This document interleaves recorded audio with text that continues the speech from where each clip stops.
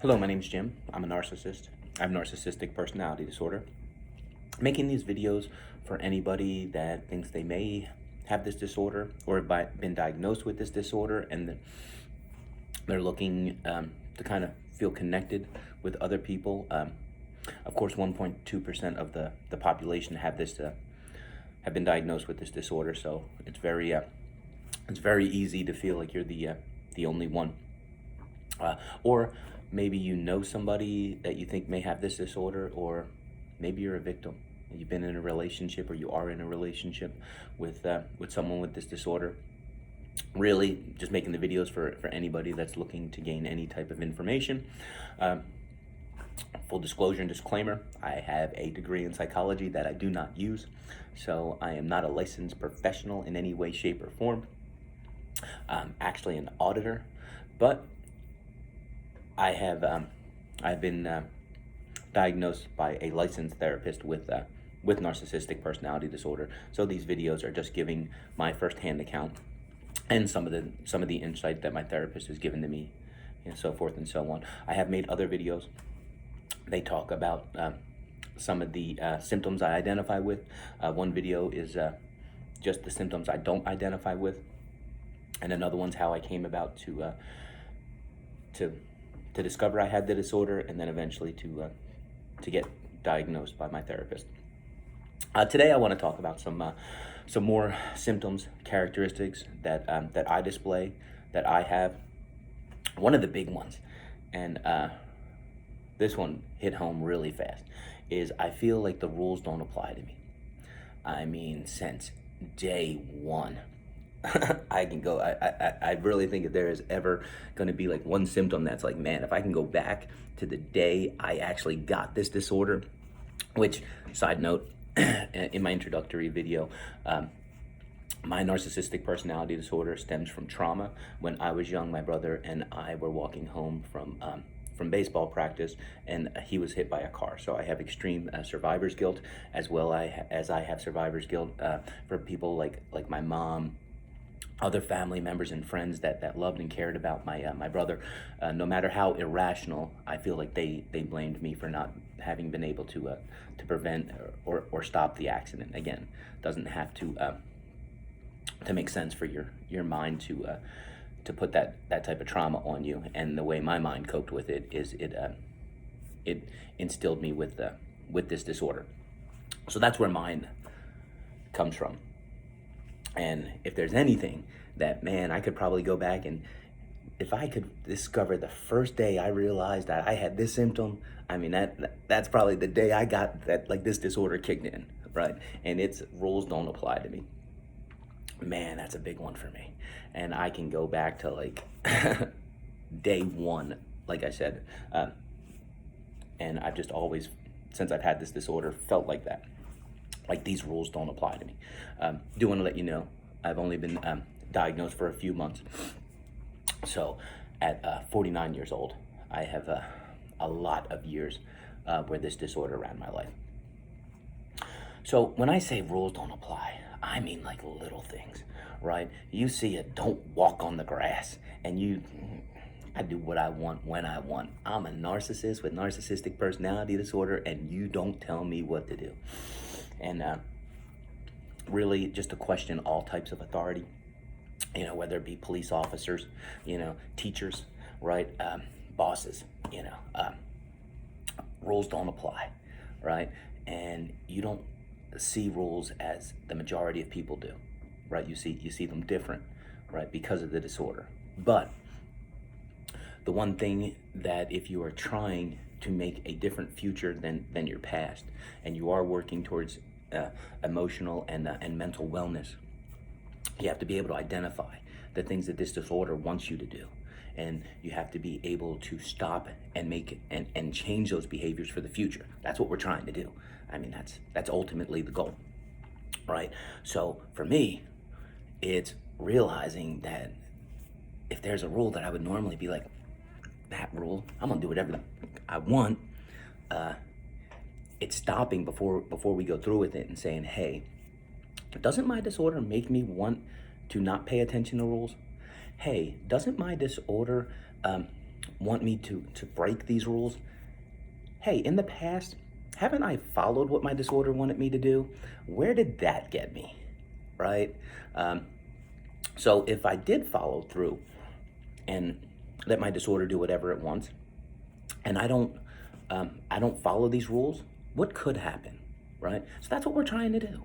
We're trying to stop ourselves before we act upon what our disorder wants us to do, and we're trying to change that behavior. So I mean, I don't know. Maybe it's you can't drive on the shoulder and there's bad traffic. You know what I mean? And your disorder be like, I do what I want when I want, because I'm gonna get there, and everybody else can sit in the traffic, but rules don't apply to me. I do this, right? Before you act, before that car pulls into the shoulder, that thought pops into your head, right? So it's all about being able to stop that thought, and before you physically move that car into the shoulder, start thinking these things, right? Hey, has my disorder ever convinced me to do things about breaking the rules in the past? My answer, yes, a lot, right? How did that work out for me in the past? Oh, terrible. Not good at all. There's only ever two options. I don't get caught, or I get caught, right? Even if you don't get caught, it's usually just a matter of time till you do, right? And then you start walking through, do I have other options, right? And now for me, it isn't just, I sit in this traffic, but I walk myself through, well, what's the scenario if that happens? And I'm gonna give you a real example, because this is this is wild. You can't make this stuff up. When you have narcissistic personality disorder, and man, that voice is telling you stuff. It tells you some crazy stuff sometimes. My job's amazing. I love my job. I love my company, right? They have a rule. I can come in as early as 6 a.m. I can come in as late as 9. And anytime in between 6 and 9, just work your regular day, go home. Nobody's going to care less, all right? I like to get here at 6. I like to leave early. I can't tell you how many times something silly happens. Maybe I forgot something at home, and man, my brain's going kind of like all day crazy about, but you're going to be late to work. I'm going to get there at 6:45 versus 6 a.m. As long as I get there before 9, I'm okay, right? There is no getting to work late. My mind tells me, well, no. You're going to get in trouble. You're going to this, you're going to that.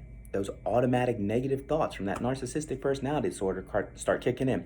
Now, that's not necessarily a great example of the rules don't apply, but it's a perfect example of sometimes I need to walk through, well, hey, I have to turn around. It's going to take me about 45 minutes out of my way. What's the worst that happens? I stay at work an extra 45 minutes? I leave at 3:15 versus 2:30 in the afternoon? There's still not going to be any traffic on my way home, right? So sometimes I just walk myself through the, well, what if? So let's go back to the scenario where, our mind's telling us to break the rules, right? So what if I didn't pull into the shoulder? I got to sit through this traffic. And in my mind, well, wait a second. I was planning to get to work at 6. As long as I get there before 9, I'm fine. So I sit in traffic for an extra 15, 20 minutes, and I stay to work an extra 15, 20 minutes. But if I get pulled over, I get a ticket. Maybe I've got some points already. Maybe I lose my license. My insurance goes up, right? Maybe I get in an accident, riding on the shoulder. All kinds of crazy stuff on the shoulder. Maybe there's something that pops my tire, right? Who knows, man? Those things are like $150 a piece these days.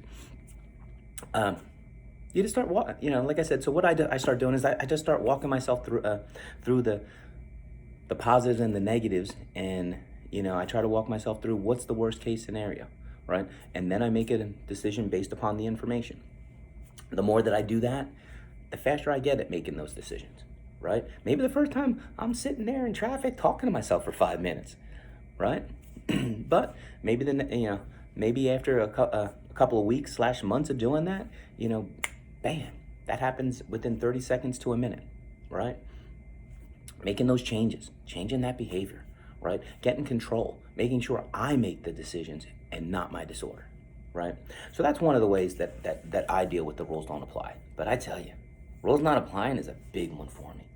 It's a, it, it is. And this is kind of very similar.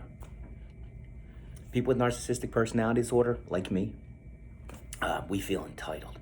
Oh, dear Lord, do we feel entitled? We feel entitled to stuff we're not even entitled to. I mean, it's really, really crazy. So I will give you a perfect example, right? I feel entitled to do whatever I want when I run. My mind tells me, since I'm out there exercising and everybody else that's in a car is just being lazy, that I'm entitled, I am better, and they should do whatever it takes to go around and wait for me. They should have a parade while I run by them. Grandiose, crazy fixations, right? That's part of the narcissistic personality disorder. But yes, I feel so entitled. So there is a law in the state I live in, of course, that a pedestrian has the right of way to a crosswalk. And I tell you what, entitled, right? Give me a law, even though rules don't apply to me, but they apply to everybody else. You better believe. You better believe you better be watching those rules and those laws, even though I don't, right? That's never made any sense. But the narcissistic personality disorder, right?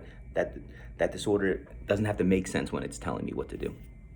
So I want them to, of course, abide by all the rules, and I'll feel entitled. I mean, to the point where I can see a car coming and I could care less. I don't even look. I just run through that crosswalk, and it's up to you to stop for me because I have the right to my crosswalk. So let's walk through asking ourselves some questions. First, has my disorder ever told me to do anything like this before? Yes, it has, right? My disorder has definitely told me I'm entitled in the past. Could there be a chance that the disorder is telling me to do this now? Yes, there is. What's worst case scenario? Well, worst case scenario is I run into that crosswalk and that car hits me.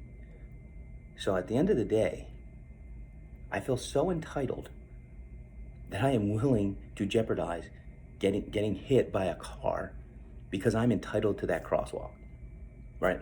It doesn't have to make sense, right? The disorder still tells you, right? Doesn't have to be logical. The disorder still tells you to do it, right? But when you think about it,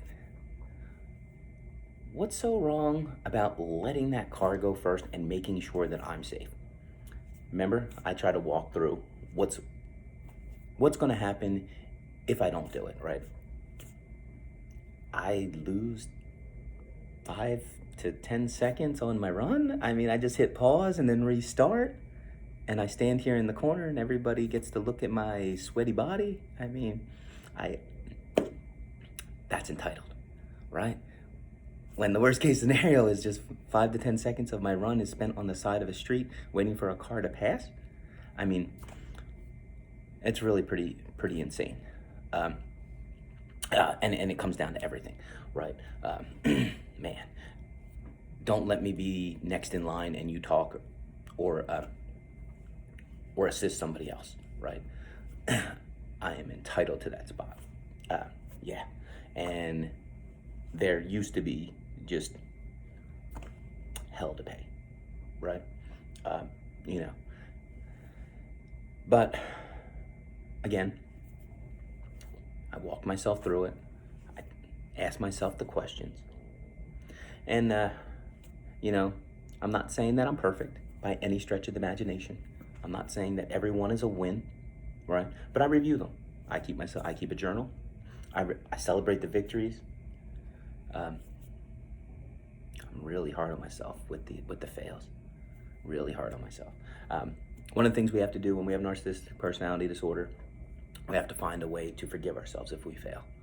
That's a tough one for me, because of course there's different types of narcissistic personality disorder. Mine stems in shame.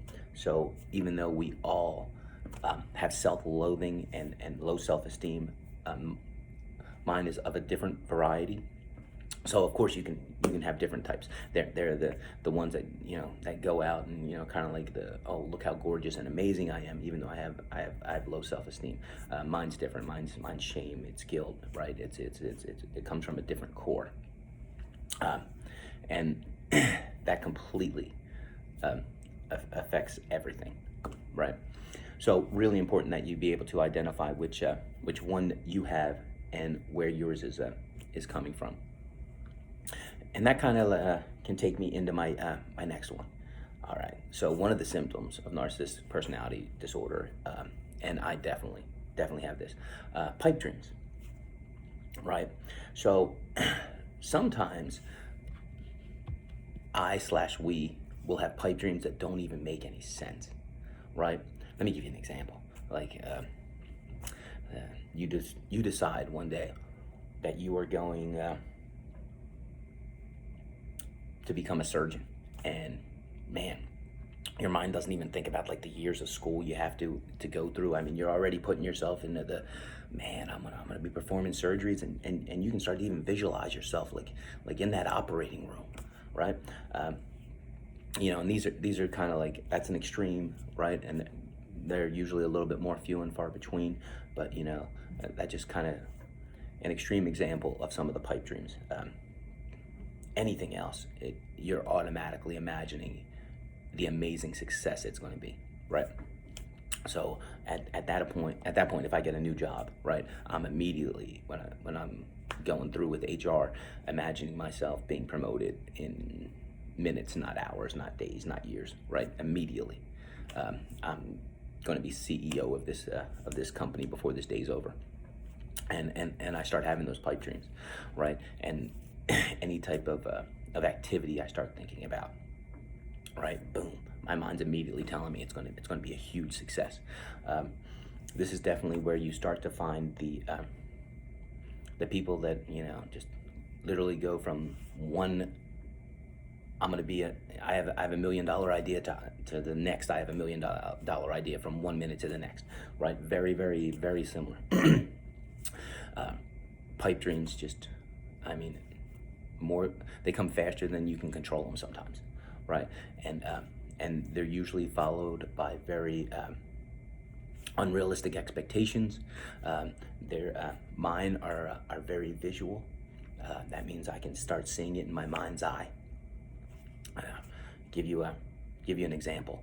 So not that long ago, I played guitar since I was about 16 years old. So never really wanted to play in a band, and probably somewhere about maybe a year or more ago, I got this thought to start up a cover band, right? And immediately my mind was starting to think about how much money I could make off it, and do this and do that, and I mean, just grandiose fantasies, right? At that point, I never played with anybody else.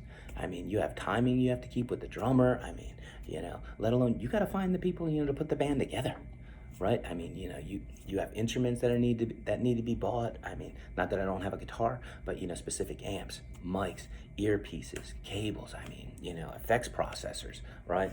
All kinds of stuff. I mean, I haven't even talked about, you have to book the gigs, right? Doesn't matter. My mind was, man, I'm gonna be billionaires, right? Your mind just, and you start seeing visuals of yourself up on the stage playing in front of people.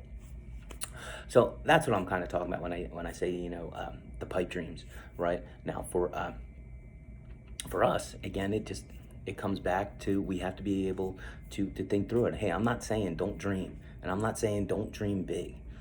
I'm saying understand that because we have this disorder, right? Our brain is going to do certain things. This disorder is going to tell us certain things. This disorder is going to put certain images and thoughts into our head that other people might not get, that have the same kind of idea, right? And hey, I am not saying don't try at all. I'm saying be realistic, right? Ask yourself the questions, Again, I don't want to deter anybody, or definitely give anybody the impression that I think they should deter, anyone that they know that might have this disorder. That's not the impression I want to give you.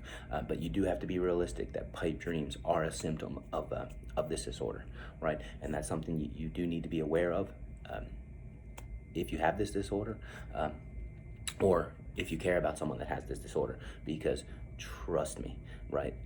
All the other symptoms, at least with me, will force you to quit or get fired from whatever job. And as soon as that happens, the pipe dreams come flowing in like crazy, because they're the ones that are going to fill your head with how you're going to be a millionaire the next day and everything's going to be fine, right?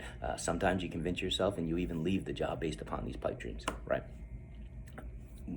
You got to be aware, right? Again, I'm not telling, I don't want to be the person that convinces you not to shoot for the stars, but you got to understand, certain things come, certain baggage comes with this disorder, and you got to be able to make sure that you're making decisions that are best for your safety and security, as well as the safety and security of those you care about and those you love. I can look back and realize that I jeopardized the safety and security of my family more than once. And looking back, it was these pipe dreams, and that, and of course, the rules don't apply, and entitlement, right? Those three kind of combined for just about any job I've ever lost or quit. Which brings me to a weird one, is bragging. This is it's a big one for me. It's a big one for me. So I shared in previous videos that I have an ex that just couldn't handle my disorder, and rightfully so, and couldn't handle the things I did and said and the way I made her feel, and she's a victim. She was and is, right? Just because the relationship's over doesn't mean that she's not still suffering from the damage I caused.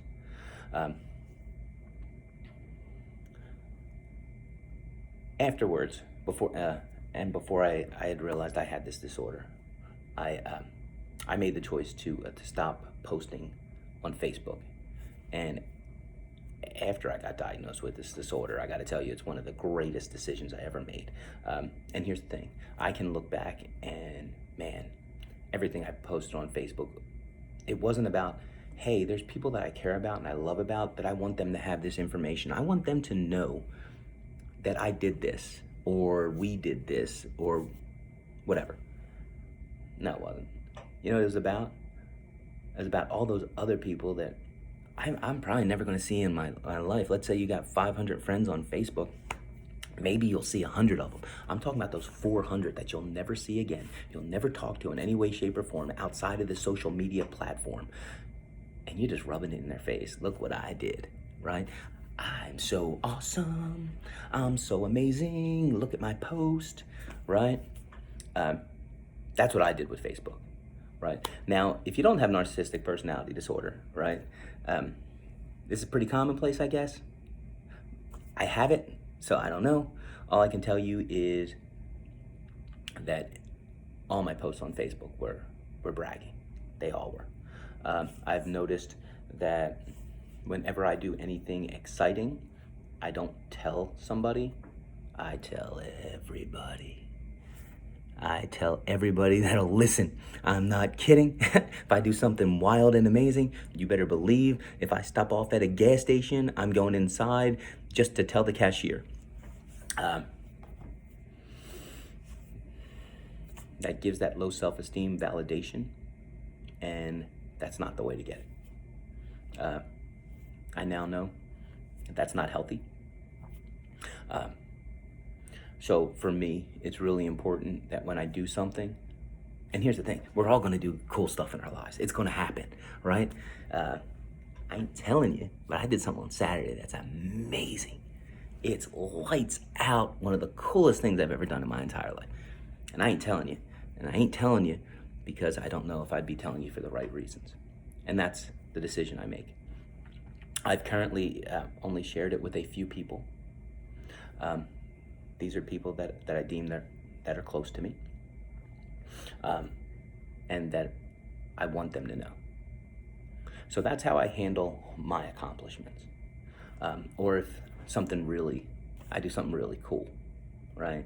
vacations, you know what I mean, adventures, right? Accomplish goals, things like that. So what I do is I decide, I try to say to myself, do I want this person to know because I want them to tell me how great I am, or because I care about this person and I really want to share this information with them? And that's one of the ways that I try to handle my bragging. We'll see how that goes. It's still pretty early on, and this is a big one for me. It's a really, really, really big one. Really, really big one. And the bigger the adventure or the goal, the bigger the trigger. The more I wanted to scream it from the rafters, right? But it's not a good look, and it's not good for my mental wellness. It's not good for the future that I want. It's not it's not good for the future that I'm making, and it's letting my disorder run, right? When I am bragging from the rooftops, my disorder's sitting right here, doing whatever it wants, and that's not where I want it, right? I want to be in the driver's seat, right? I make the decisions, not my disorder. My disorder doesn't run my life. I do. That's how I get the change I'm looking for. So that's all I got today. I do apologize. I haven't made a video in the last couple of days, and I'm still getting caught up from the past. Just to let you know what my plan is I'm gonna kind of go through everything that's kind of happened to me in the past, some of how I associate with the symptoms, things like that, and then eventually, when I get caught up to the present, I keep a journal of my successes and my failures. What I'll then do is I would like to then maybe weekly go ahead and do a video where I just review my successes and my failures. And until I get caught up to the present, I'm trying to make these videos, pretty quick. And I had a situation where I lost my phone, right? So I am, I'm not gonna tell you the story. I'm not gonna brag. But yeah, I wanted to make a video either Saturday or Sunday, but didn't have the capability, so I do apologize. But I'm back on track today. I have an old phone that I'm using in the time being, and I look forward to making more videos this week.